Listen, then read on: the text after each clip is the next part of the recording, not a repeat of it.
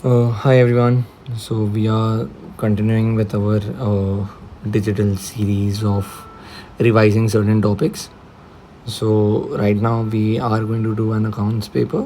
उसमें correction of errors का एक सम करा देता हूँ सो दैट थोड़ा रिवाइज हो जाएगा एंड फिर तुम लोग प्रैक्टिस कर सकते हो individually. Let's start with the sum. I think it is October November 25 का पेपर है. Okay let's go. क्या दिया? Jaya is a trader. Financial year is ending on 31st July. The totals of her trial balance are not agreeing. Name the account that would be needed to open to enable her trial balance totals to agree. That would be suspense account. Suspense account open करते हैं जिसमें जो difference of debit and credit side of the trial balance जाता है. Ideally trial balance agree करना चाहिए. That's the goal of. And next question भी वही है, state the purpose of the suspense account. तो वही है कि goal of the purpose account is a temporary account. Temporary account to hold the balance until errors are solved. जब तक errors solve नहीं होते या करेक्ट नहीं होते तब तक हम लोग सब डिफरेंस सस्पेंस अकाउंट में डालते हैं. Now these are the errors. हमें उसकी एंट्रीज पास करनी है correcting the errors and no narratives are required. पहला क्या है? No entry has been made for distribution cost paid by bank transfer. कोई एंट्री नहीं की है तो ये सबसे आसान है. Error of omission. How do you correct this entry? by just recording the transaction. So it's distribution cost debit 320 to bank account या bank account just credit 320. You pass the entry और error correct हो जाता है. फिर closing inventory has been recorded as 12,200 instead of 12,900. So this is a case of understatement. तो when an account has been understated तो you just give the same effect. तो inventory and closing inventory का क्या balance होता है? Debit balance होता है, credit balance होता है. It is debit balance. तो उसको क्या करेंगे? It has been understated. Debit balance has been understated तो उसको फर्दर डेबिट करेंगे. तो इन्वेंट्री अकाउंट डेबिट होगा. कितने से डेबिट करना है? 700 रुपीज़. और सामने क्रेडिट में लिखने के लिए कुछ नहीं है तो suspense account. Then we have error number 3. Purchase return of 95 has been entered in the supplier account but has been debited to sales return account. तो सबसे पहला रॉन्ग डेबिट है. सेल्स रिटर्न को क्रेडिट होना चाहिए, उसको क्रेडिट करेंगे. And purchase return वैसे भी क्रेडिट होता है. जो क्रेडिट हुआ नहीं है, the purchase return account has not been credited so we'll credit that also. So we'll have sales return credited. Why sales return credited? Because of a wrong debit. Why is purchase return credited? Because it had to originally be credited only.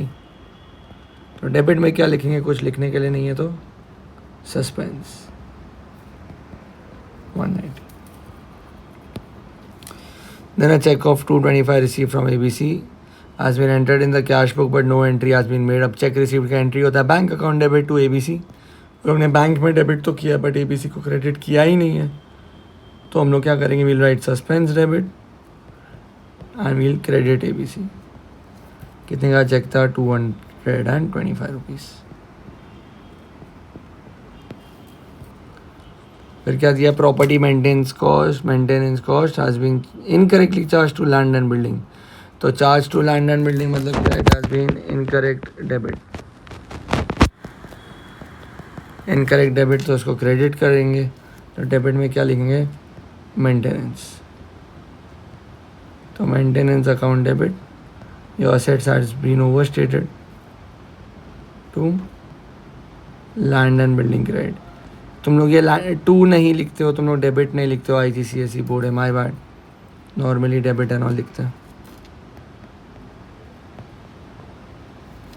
That's it. Next क्या?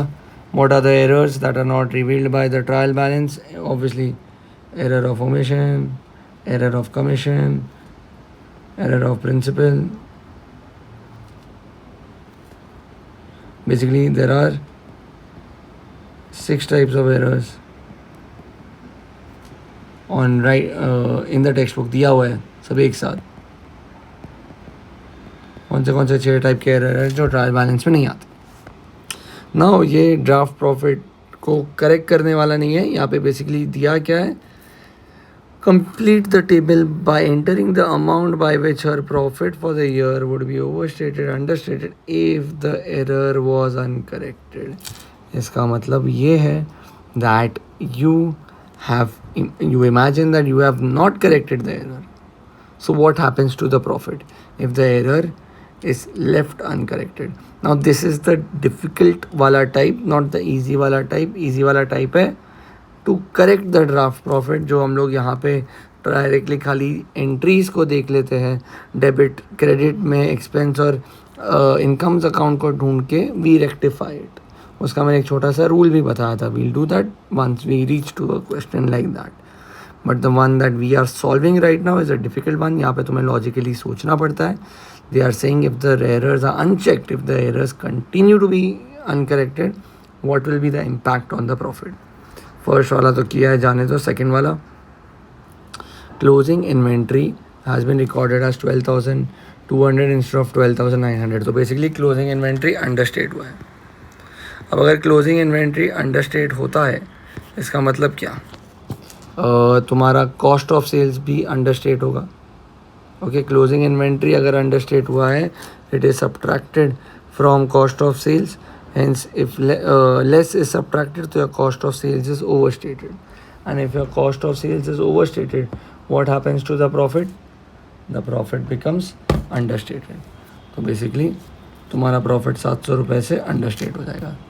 Okay, वापस closing inventory has been understated. That leads to cost of sales being overstated, क्योंकि closing inventory minus होता है cost of sales से. If less amount is subtracted from cost of sales, therefore cost of sales will be a higher amount. If cost of sales is a higher amount, then profit for the year is a lower amount, that is understated. फिर purchase return has been recorded in supplier but debited to sales return. So basically you have treated it as a expense. Sales return is an expense. तो but natural profit तो understate हुआ है. But तुमने एक income, purchase return जो एक income होता है, वो भी तुमने नहीं लिखा. तो एक तुमने income understate किया प्लस एक्सपेंस ओवरस्टेट किया. So income of 95 is understated, expense of 95 is overstated. तो कुल मिला के बात यह है कि 190 profit is understated. So 190 we'll subtract. Then we have a check of 225 from a wholesaler has not been recorded in ABC's account. So ABC is a liability. Liability does not affect the profit or loss, so no effect. Then we have property maintenance cost has been recorded to land and building. मतलब तुमने क्या कर दिया, land building में record कर दिया. So basically asset is overstated. That does not affect the profit, but maintenance, which is an expense, is understated. अब तुमने expense को understate किया, तो what will happen to the profit? Therefore profit is overstated. ऐसे logically सोचना है. Profit is overstated by 1220. That's it. 20 marks. Pretty simple. at least ये 2 marks simple था और ये तो easy था. 9 marks. यहाँ पे तुम्हें दिमाग लगाना था. I will not disagree with that. Let me know if you guys have doubts.